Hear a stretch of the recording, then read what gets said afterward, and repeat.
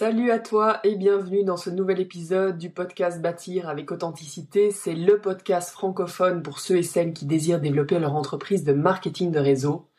Mon nom est Émilie Dedecker et aujourd'hui j'ai la chance de recevoir Odjely qui est leader doTERRA en France, qui est anciennement infirmière aujourd'hui. Elle intègre les huiles essentielles dans les hôpitaux, elle forme les hôpitaux en aromathérapie, donc autant vous dire qu'elle a vraiment une connaissance au niveau des huiles assez exceptionnelle, et d'ailleurs elle a créé sa propre formation que tu peux décider de suivre. Tu vas avoir toutes les informations durant ce podcast. Assure-toi de le partager avec les conseillers de ton équipe, avec toutes les personnes que tu penses que cela pourrait intéresser, parce qu'elle parle vraiment de la qualité des huiles doTERRA également. Et si ce n'est pas déjà fait, rends-toi sur ma page collectifessentiel.com/formation au pluriel, collectifessentiel.com/formation au pluriel. Si tu veux amener plus de simplicité dans ton business, rejoins notre cercle Momentum, tu vas définitivement adorer. Alors, es-tu prête à rencontrer Aude ? C'est parti.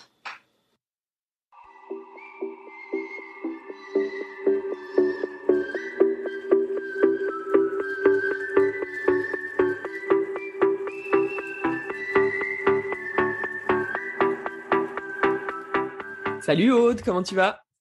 Et je vais très bien, salut. Alors explique-nous un petit peu qui tu es pour éventuellement les gens qui te connaissent ou qui ont entendu parler de toi ou pas du tout. C'est quoi un petit peu ton parcours ? Ok, qui est Aude? Aude, c'est une nana qui est entière, qui est authentique, qui a du fun. Moi, si j'ai pas de fun dans ma vie, j'abandonne tout, que ce soit au niveau personnel ou professionnel. Et moi, ce que j'aime, c'est être en connexion avec les gens, et notamment dans mon milieu professionnel, c'est très important d'être en connexion avec les personnes, puis la vie, ce que je peux apporter, puis ce que eux ils peuvent m'apporter, c'est très très important. Et du coup, ça fait que dans mes projets professionnels, je suis quelqu'un qui est engagé et responsable. Alors forcément, c'est-à-dire que j'ai des attentes. J'essaie de pas trop en avoir, mais j'ai des attentes par rapport à moi, ce que j'ai comme profil et qui je suis. Mais en fait, j'ai une vie antérieure où j'ai été infirmière pendant 15 ans, et notamment dans un service d'urgence SMUR, et toujours passionnée par le développement personnel depuis que je suis toute petite, sans savoir mettre le mot dessus. Et puis, j'ai eu un parcours où, même si j'aimais mon métier, j'ai fait 3 burn-out, parce que les 2 premiers, j'avais pas bien compris, donc il me fallait un petit rappel. Mais ça m'a permis d'engager moi-même, en fait, une thérapie. Et ce qui m'a permis de découvrir des métiers fabuleux, dont la thérapie, la sophrologie et l'aromathérapie. Et j'ai découvert une chose, je me suis dit, oh, mon Dieu, avec ça, on peut accompagner les femmes. On peut les accompagner à oser se révéler. Et c'est ce qui est arrivé avec moi, en fait. J'ai osé me révéler et être la personne que je rêvais d'être depuis que j'avais 8 ans, en fait. Donc tu avais, petite parenthèse, ouais. Donc tu avais déjà un rêve, c'est très drôle parce que j'avais dû faire un exercice à un moment donné quand je me cherchais et je savais absolument pas où j'avais envie d'aller. Puis on me disait justement, reconnecte-toi à ce que tu voulais faire quand tu avais 8 ans. Moi, je voulais être vendeuse dans un magasin de bonbons, donc c'était pas très porteur. Mais donc toi, à 8 ans, tu avais déjà cette conscience-là ? C'est clair. En fait, j'avais 8 ans. Je me rappelle, j'étais dans un jardin qu'on appelle ici les Grandes Prairies. J'étais sur la balançoire et je voyais les gens autour super heureux, en fait. C'était un dimanche, tout le monde était heureux. Et en fait, ça m'a fait un parallèle avec, mais quand on va à l'école avec maman, les gens, ils sont tristes, ils courent partout, ça crie, ça va pas assez vite. Et je me suis dit, oh, mais ces gens-là, faut les aider. Il faut que tous les jours soient dimanche. Donc, dans ma tête, je savais pas l'exprimer, que c'était être thérapeute et aider les gens à se révéler, puis être joyeux, et puis avoir ce côté positif. J'ai vraiment ressenti qu'après mes burn-out, en fait, que c'était ça ce que je voulais quand j'avais 8 ans, en fait. Parfait, le lien. Voilà, j'ai fait le lien, et puis ça m'a aidé du coup à me lancer dans la sophrologie, dans l'aromathérapie. Donc, je suis devenue sophrologue et aromatologue. Et ça me permet en fait là à ce jour d'accompagner des femmes pour qu'elles finalement elles fassent briller leur diamant intérieur. Hein. On a tous un diamant, puis parfois il est tout rikiki. Le but c'est de le déployer en fait. Je dis des femmes, mais il y a des fois des hommes que j'accompagne pour révéler ce diamant. Et petit à petit en fait, ça m'a amenée à devenir formatrice et à former notamment des soignants. Je revenais en fait à mes premiers amours, le milieu hospitalier, les former à l'utilisation des huiles essentielles et des techniques de relaxation pour aider leurs patients. Puis très vite, ça a été, comme je suis rentrée dans doTERRA, c'était de développer les formations auprès de conseillers, mais aussi du grand public, puisque j'avais des clients et les clients, ils voulaient aussi se former en fait. Ok, mais ça, c'est venu plus tard, je pense. C'est venu plus tard. Ouais. Et justement, alors, ta rencontre avec doTERRA, ça s'est passé comment ? Comment est-ce que tu as réagi? Ben déjà, comment est-ce qu'on te l'a présenté? Puis comment est-ce que tu as réagi quand tu as découvert doTERRA? Alors, quand j'ai découvert doTERRA, c'était en février 2019. Je m'en souviens très bien. J'avais récupéré en fait les chromatographies, ce qu'on appelle en fait la carte d'identité d'une huile essentielle, parce que je commençais à faire des recherches, je cherchais une qualité, une pureté vraiment top pour accompagner dans les hôpitaux. Et j'avais entre mes mains cette chromatographie et ça fait waouh, c'est quoi ça? Jamais vu. Et là, je me suis dit, oh mon Dieu. Parce qu'en fait, là, tu voyais de par la biochimie que c'était vraiment quelque chose de top. J'avais jamais vu ça, en fait. Okay. Donc, en comparant avec d'autres laboratoires, je me suis dit, mais là, je tombe sur le cul, en fait. C'est incroyable. Là, je me suis dit, là, je peux même pas juste acheter des huiles. Il faut que je travaille pour la compagnie. Donc, j'ai commencé à me renseigner. Je me suis renseignée auprès de Nana qui travaillait pour doTERRA. Puis, en fait, il y avait quelque chose qui me chipotait. On parlait de MLM, puis à cette époque-là, le MLM, quand j'en entendais parler, j'avais des préjugés, comme beaucoup. Et puis, entendre le mot vente m'a quelque peu effrayée. Mais moi, je suis une nana, je me fie beaucoup aux signes. Et je me suis dit, OK, je vais attendre 3 signes. Et on verra ce qui se passe. Et je partais à un séminaire de Neuro Business School. Et je me suis dit, durant le week-end, il faut que j'ai mes 3 signes. Vendredi, rien. Samedi, rien. Je commençais à désespérer. Okay. Et le dimanche, en fin d'après-midi, j'allais partir. Et là, j'ai la nana à côté de moi qui me dit, tu fais quoi comme job? Je lui parle des huiles. Et elle me dit, moi, j'utilise des huiles doTERRA. Est-ce que tu connais ça?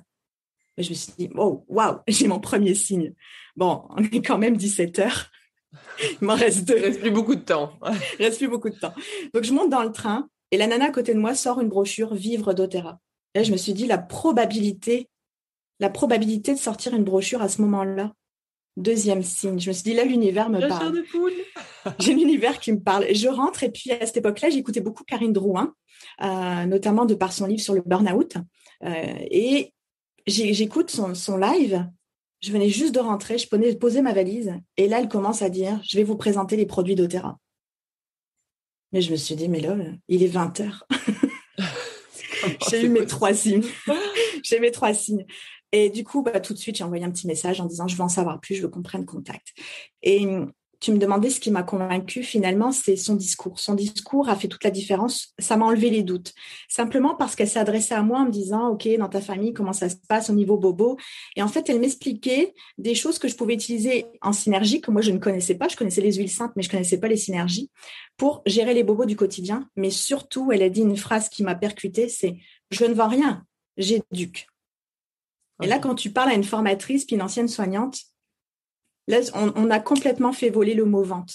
Mm-hmm. C'est là, j'étais partie dans l'éducation. Et là, je me suis dit, OK, je deviens cliente. Bon, en fait, au bout d'une semaine, je suis devenue conseillère parce que ça n'avait pas de sens de ne pas conseiller les huiles, en fait.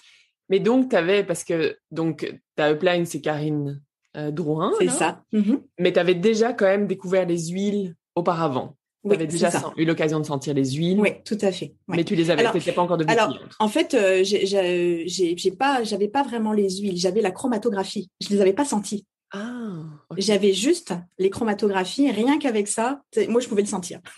Okay. Je pouvais le sentir. C'est vraiment, je suis devenue cliente. Quand j'ai reçu mon paquet, déjà, j'étais super surprise de l'avoir en 3 jours. J'ai pu les manipuler. 3 jours après, j'ai dit, mais non, je me lance. Ça n'a pas de sens de rester comme ça avec ce que j'ai dans les mains, en fait. Et surtout, le message avait changé dans ta tête, c'est que c'était plus vraiment de la vente, c'était vraiment de l'éducation qui fait partie de ton parcours. Puis toi, là, dans ton parcours, t'en étais où? Donc, tu avais fait ton burn-out, ton 3e burn-out, tu avais intégré la sophrologie, donc tu étais en train de partager, d'éduquer dans les hôpitaux. T'en étais à ce stade-là? En fait, j'ai mon cabinet depuis maintenant une bonne dizaine d'années. L'aromathérapie est venue se greffer entre deux. Donc, ça faisait déjà 4 ans que je formais des soignants, en fait. Ça faisait déjà 4 ans. Mais ce que je proposais comme huile essentielle ne me convenait pas, en fait. Ça provoquait quelque chose en moi qui me faisait que j'étais pas légitime parce que la chromatographie faisait que c'était pas pour moi le plus thérapeutique possible. Mm-hmm. Donc, j'étais en mode recherche pendant 2 ans à récupérer les chromatographies dans les divers laboratoires, à me dire, OK, toi, je vais regarder ce que tu fais. OK. C'est comme ça que je suis tombée sur doTERRA, en fait. Ça revenait toujours, mais je voyais beaucoup de publicité, je voyais beaucoup le mot MLM. Je me disais, c'est quand même étrange, ça revient tout le temps, il faut que j'aille creuser dans ce sens-là. Mm-hmm. Oui, c'est ça. Il y a comme... Je me rends compte que beaucoup de gens qui qui commence avec doTERRA, c'est ça. Il y a toujours ce même blocage au final. Et tout est une question de perspective, en fait. À partir du moment, j'ai eu le même blocage au début, vraiment. Moi, c'était vente impensable. Mais ça m'a pris aux tripes. Puis j'ai pas du tout les mêmes connaissances que toi, absolument pas.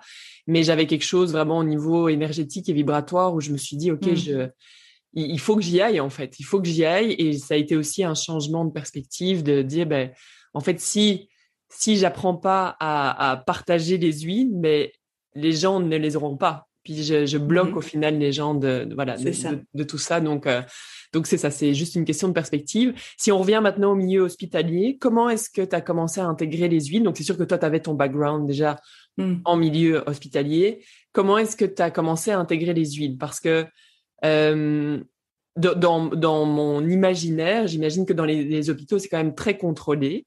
Il y a quand même toujours cette réticence voilà, les huiles essentielles, c'est quand même un peu, pour certains, c'est très hippie, c'est très bien qu'il y ait beaucoup de science derrière. Donc, de quelle façon est-ce que toi, tu as commencé à les intégrer? Alors, ça a été finalement très simple parce que comme j'interviens en tant que formatrice dans les hôpitaux, de par un organisme externe qui intervient que dans les hôpitaux, il y a déjà une confiance qui est établie. Il y a déjà ça. Après, j'interviens, puis j'ai l'étiquette d'infirmière. Je serai à vie une infirmière, même si j'y travaille plus. J'ai mon étiquette de soignante qui est là. Et puis, j'ai l'étiquette d'aromatologue. Donc, ça a été quand même un appui. Et puis, c'est par le biais de la formation. Donc, je forme notamment à tout ce qui est gestion du stress, du sommeil, pour qu'ils puissent en fait gérer leurs patients, leurs résidents, mais aussi tout ce qui est douleur physique, morale, instaurer aussi des diffusions dans les couloirs, dans les salles de détente. Donc, je leur apprends des méthodes et je leur montre comment proposer un projet d'établissement en fait pour utiliser les huiles dans l'hôpital. Okay. Je ne parle pas de doTERRA à ce moment-là parce que je peux pas. Je viens en tant que formatrice, je dois être neutre. Donc je dois être neutre, donc je peux pas parler de doTERRA, mais t'imagines bien que quand je vais former mes petits flacons, c'est doTERRA. C'est doTERRA.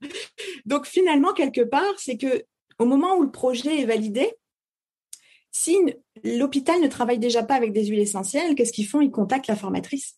Il la contacte, puis surtout, il a entendu parler, souvent il y a des pharmaciens dans les formations, il a entendu parler, ok, là, ça c'est pur, ça, il faut de la qualité, il faut ceci, il faut cela. Même si j'ai pas prononcé doTERRA, ils savent qu'il faut une qualité. Donc ils reviennent vers moi, allô, Madame Gély, qu'est-ce que vous utilisez, vous, comme huile?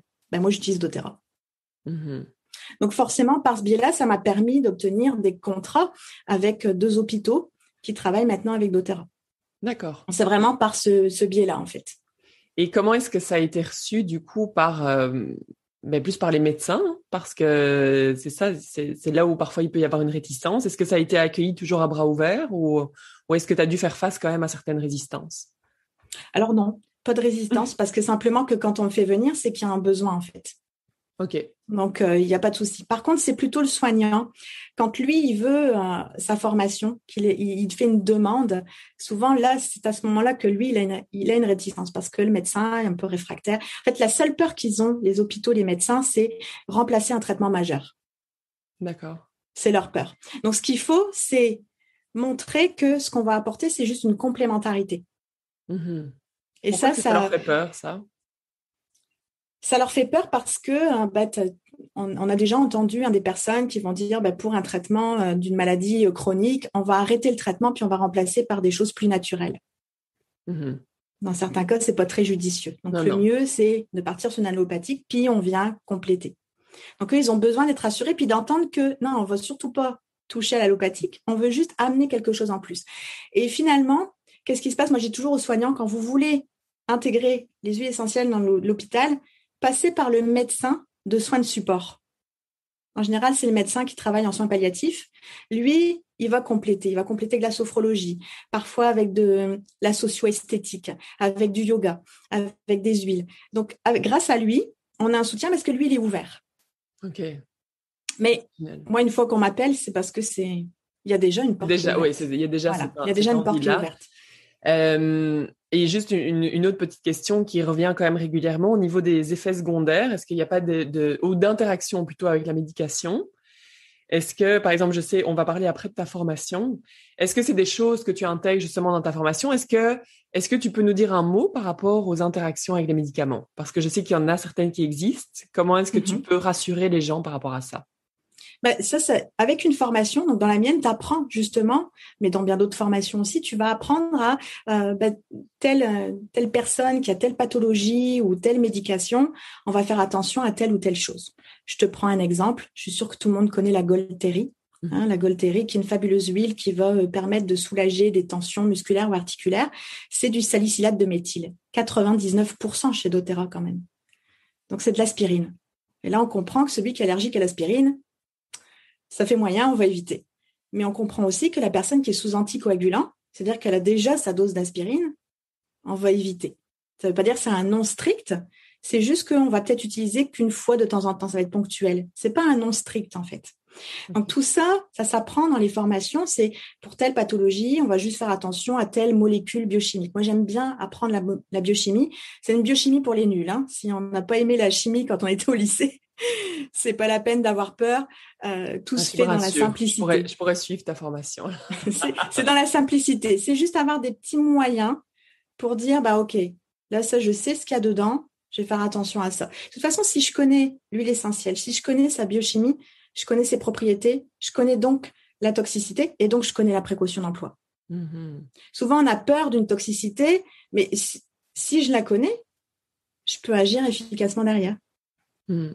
C'est génial. Juste ça me donne très envie de suivre ta formation parce que c'est ça, c'est des bases. Puis je pense qu'en tant que conseiller ou conseillère doTERRA, on n'a pas besoin, en tout cas, du moins, c'est toujours ce que j'ai partagé, moi, à mon équipe, d'être naturopathe ou d'être aromathérapeute.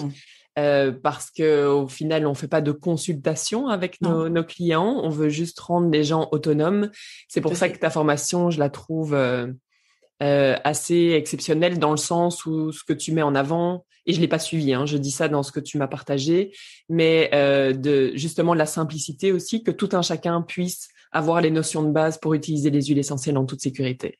Et c'est ça qui va être important.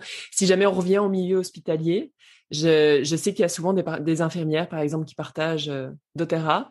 Quelles seraient tes suggestions, tes astuces pour intégrer les huiles justement dans un hôpital? Si tu devais démarrer.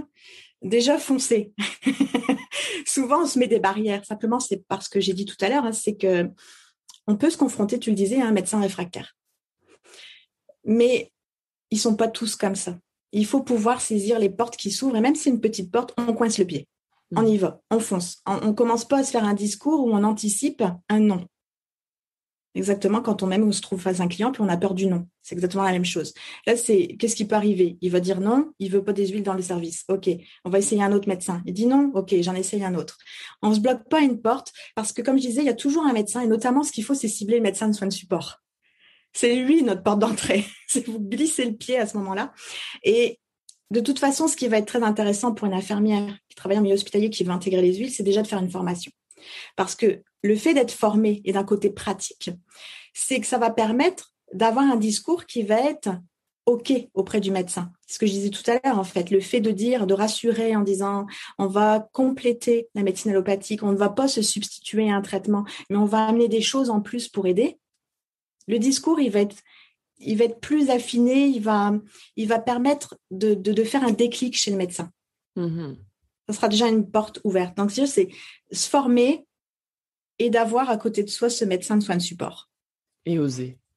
C'est ça, oui, il faut oser, il faut foncer. Oser. Il faut foncer. Ouais, complètement. Merci pour ce conseil. Est-ce que toi, qu'est-ce qui s'est passé pour toi justement en mars 2020? Parce que les choses ont changé, tu me disais. Oh là là, mars 2020, c'était le choc parce que d'abord j'avais mon cabinet de fermé et ensuite je pouvais plus intervenir dans les hôpitaux. Là pour le coup, c'était bloqué, puis plus d'intervention même en présentiel auprès du tout public. Donc toutes mes formations étaient bloquées. Donc il a fallu que je réagisse vite. Et puis finalement, j'avais une demande déjà depuis quelques temps des personnes qui habitaient loin ou à l'étranger qui me disaient moi j'aimerais bien te former, est-ce que tu fais une formation en ligne? Puis j'étais pas trop chaude pour ça parce que je voyais pas comment le mettre en place. Puis là, force des choses, j'ai dû me donner un coup de pied aux fesses. Donc je l'ai fait. avec la trouille pas possible, mais j'ai osé. J'ai osé lancer ça. Donc, il y a eu une première session qui s'appelait Base de l'aromathérapie. Puis à ce jour, elle s'est adaptée par une session 3 où là, je l'ai appelée aromathérapie pratique. Parce que ce que je veux, c'est pas simplement des bases. C'est vraiment avoir un côté pratique. C'est savoir se débrouiller et se sentir légitime. Donc voilà. Donc finalement, le Mars qui m'a vraiment foutu la trouille, mais un point, c'était inimaginable, s'est révélé être une plus grande opportunité que je n'aurais pensé. Et c'est toujours comme ça, en fait. Je pense qu'on a pu le voir quand même sur les dernières années, ceux qui ont dit on va attendre après et voir, et qui sont dans un état émotionnel assez terrible actuellement, parce qu'au final, tout a bloqué, puis on sait que la vie, c'est de s'adapter, en fait. C'est de toujours s'adapter, et puis toi, tu l'as réussi brillamment. De rendre ça accessible justement à tout le monde, même pour les gens qui habitent au Canada, comme moi, je vais pouvoir y assister. Et c'est ça, en fait, ça ouvre un potentiel énorme. Donc c'est vraiment génial.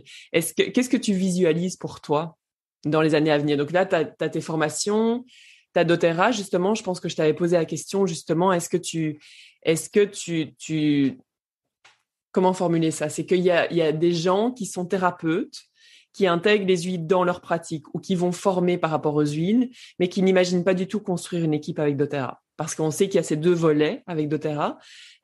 Donc, toi, comment est-ce que tu visualises la suite pour toi? Moi, tout s'imbrique en fait. Donc déjà, moi, ce que je visualise, c'est de continuer à développer doTERRA, mais mon équipe. Et vraiment, mon gros plaisir, c'est de continuer à développer cette équipe dans le sens où la rendre légitime et la déculpabiliser sur certaines choses, notamment l'utilisation des huiles auprès de leurs clients, de ne pas avoir peur de dire certaines choses, tout en restant bien sûr conforme et avec le diagnostic du médecin. Mais de débloquer les choses. Et je vois vraiment de développer mon équipe, et bien plus encore parce que je pense à mon équipe, mais je pense aussi aux équipes qui sont autour. Je trouve que c'est tellement beau d'être en connexion tous ensemble et de s'entraider les uns et les autres sans penser à « ok, ça c'est mon arbre ». Il y a tellement d'arbres dans une forêt. Et je pense que c'est important de… Moi, ce que j'ai envie, c'est de développer cette forêt finalement, quelque part. C'est génial. Donc, c'est ça. Pour toi, les deux sont vraiment complémentaires. Je dis beaucoup, c'est génial, je me rends compte pendant cet appel. Vraiment, j'aime beaucoup, en fait, parce que moi, j'ai pas du tout ce côté scientifique. Et donc, de voir qu'en fait, les deux sont possibles, de comprendre encore plus la qualité doTERRA, je trouve ça vraiment très intéressant. J'ai quand même encore une question pour toi par rapport à ce qu'on entend. Par exemple, moi, je suis beaucoup Cécile Heller, qui est partie de France, qui est aux États-Unis, et qui parle toujours du fait que les huiles essentielles sont quand même de plus en plus diabolisées en France, qu'il y a ce côté, attention, c'est très dangereux, puis comment est-ce que tu te situes par rapport à ça? Est-ce que c'est quelque chose que toi, tu vis? Tu avais l'air de me dire que tu n'avais pas trop de réticence en milieu hospitalier parce que les gens font appel à toi. Mais est-ce que ailleurs, tu le vis quand même, cette sorte de panneau rouge, cette alerte? Alors, je l'entends. Alors, je l'entends pas au milieu hospitalier, je l'entends beaucoup quand j'interviens en atelier. Ah oui, mais moi, on m'a dit de pas utiliser parce que j'ai de l'asthme.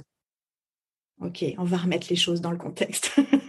En fait, il y a des gens qui s'interdisent d'utiliser les huiles parce qu'ils ont entendu telle chose, ils ont lu tel article. C'est juste, bien souvent, c'est juste. C'est juste qu'il faut y aller avec le bon sens et que je vais pas m'interdire les huiles, c'est juste que je vais les utiliser avec précaution. On parle souvent, c'est de la menthe poivrée. Attention, faut pas l'utiliser en diffusion, je risque de faire une crise d'asthme, puis ça risque de taper la cacahuète, hein. Système nerveux va pas aller bien. Ok, eh bien, tu peux le diffuser quand même. Le tout, c'est qu'il soit en proportion moindre, accompagné d'autres huiles. Pourquoi je m'en priverais alors qu'il y a des superbes propriétés? Le tout, c'est une question d'éducation, en fait. Donc, tu dis de le mettre avec d'autres huiles essentielles, justement. Oui. Pourquoi? Parce que quand il est complété, il sera forcément en proportion moindre. Ok.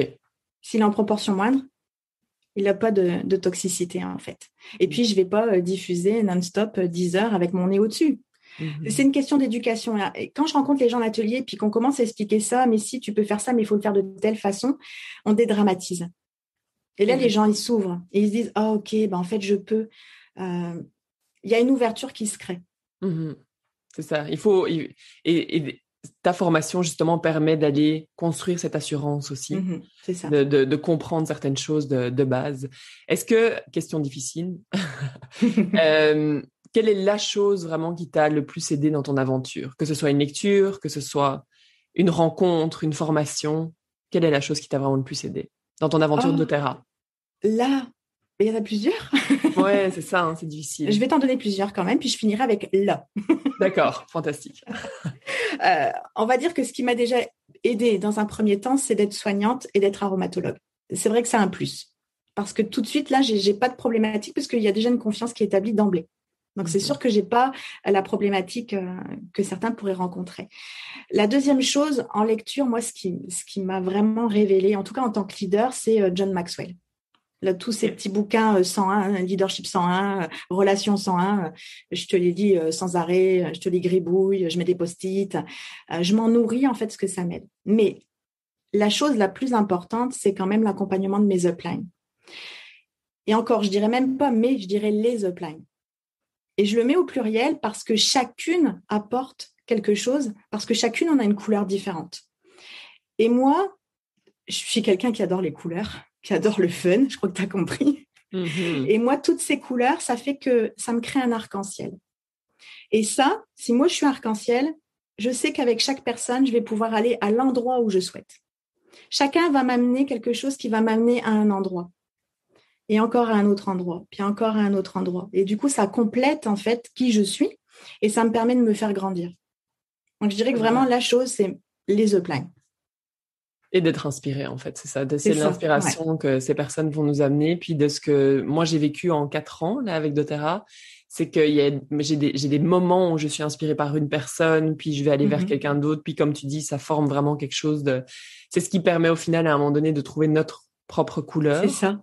Quand on démarre, on ne sait pas trop, on n'est pas leader. Du moins, moi, je me voyais pas dans cette posture-là. Donc, mais maintenant, on arrive au moment que tout le monde veut connaître, c'est où est-ce qu'on va pouvoir trouver ta formation? On peut la trouver sur mon site internet. Et c'est quoi ton site? Alors, mon site, c'est le www.sophrologie-arras.fr. Et il y a un onglet, en fait, formation présentielle et en ligne. Et quand on clique sur le en ligne, on accède directement à la formation. Donc, en fait, c'est une plateforme. Une fois qu'on est inscrit, on accède à une plateforme où on va récupérer tous les modules. Donc, il y a 7 modules. Dans chaque module, il y a une vidéo et il y a un ou plusieurs PDF. Donc, on peut le faire. C'est ce qu'on appelle un evergreen dans la formation. Tu peux le faire à ton rythme. Donc, il y a des lives. Là, en ce moment, c'est en live. Mais les personnes qui ne peuvent pas assister vont pouvoir tout récupérer de toute façon en replay et regarder à son rythme. Et il y a 1 an pour regarder. Il n'y a pas que ça. Il y a aussi l'accès à un Facebook privé qui permet en fait d'échanger, de poser ses questions. Parce que c'est sûr, quand on suit une formation, il y a des tas de questions. Et moi, je ne conçois pas de laisser dans le flou. Donc, on a un espace pour au moins répondre à ces questions. Et puis, dans la plateforme, il y a aussi des quiz. À chaque fois qu'on fait un module, il y a un quiz qui permet de voir, tiens, où j'en suis? Est-ce que c'est OK? Est-ce que je dois revoir certaines choses? Donc, juste pour répéter, le site, je le mettrai de toute façon dans les notes du podcast. Oui. C'est sophrologie-arras. A2RAS. A2RAS.fr. Fantastique. Merci beaucoup, Aude, pour cette interview. J'ai beaucoup aimé. Je pense que ça va inspirer beaucoup de personnes autour de nous. Donc, merci pour ton temps. Merci à toi. À très vite, parce que je pense définitivement que je vais suivre ta formation. À très, très vite.